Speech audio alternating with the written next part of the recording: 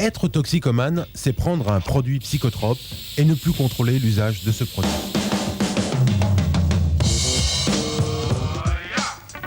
Des produits psychotropes, il y en a beaucoup, et ce ne sont pas seulement les drogues, comme la cocaïne ou l'héroïne, ce sont aussi certains médicaments, comme les tranquillisants ou les amphétamines.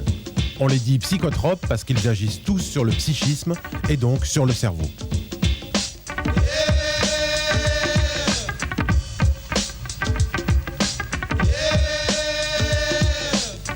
Le cerveau comporte des milliards de cellules nerveuses, les neurones. Certains d'entre eux, les neurones à dopamine, modulent l'activité de tous les autres, et c'est sur eux que les produits psychotropes vont agir.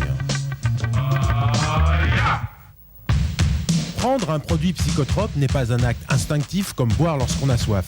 C'est un acte calculé, effectué dans l'espoir d'un effet ressenti comme un bénéfice psychologique. Hé, toi là-bas, dis-moi, je sais pourquoi tu veux te défoncer. Tu veux vraiment savoir ce que c'est? C'est une expérience que tu veux partager. T'es trop speed Et tu veux te calmer. ou t'es largué? Tu veux t'exciter De toute façon, tu vas finir par te couper du monde et... de ces réalités.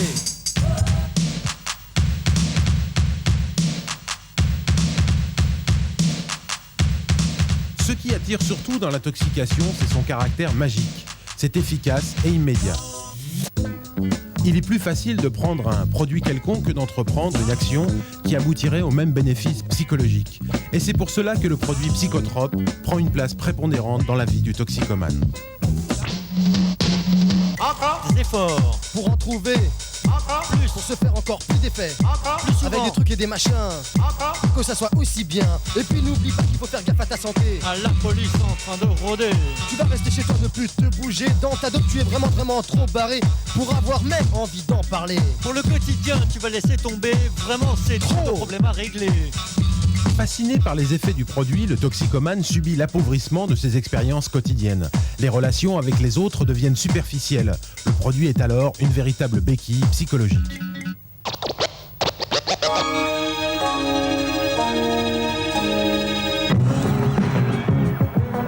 Le cerveau reçoit deux types d'informations. Celles qui proviennent de l'extérieur, comme ce que l'on voit, ce que l'on entend ou ce que l'on touche. Et les informations qui proviennent de l'intérieur, comme la faim, la mémoire ou le plaisir.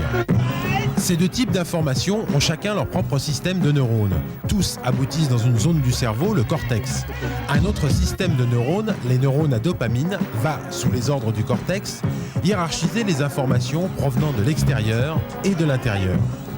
Le cerveau s'adapte ainsi aux conditions changeantes de la vie. Les produits psychotropes, agissant sur les neurones à dopamine, vont détourner le cerveau de son fonctionnement habituel.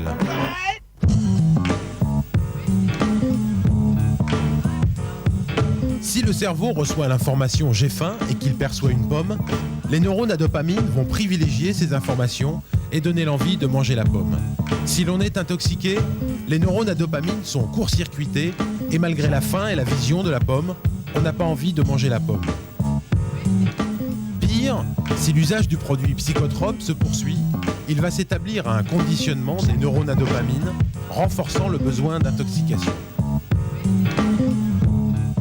Devant une pomme et une seringue, le toxicomane choisira toujours la seringue, malgré la faim.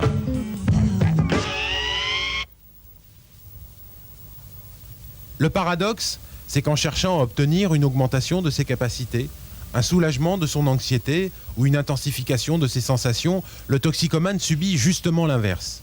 La diminution de ses facultés, la réapparition plus fréquente de son angoisse et le rétrécissement considérable de son champ d'expérience.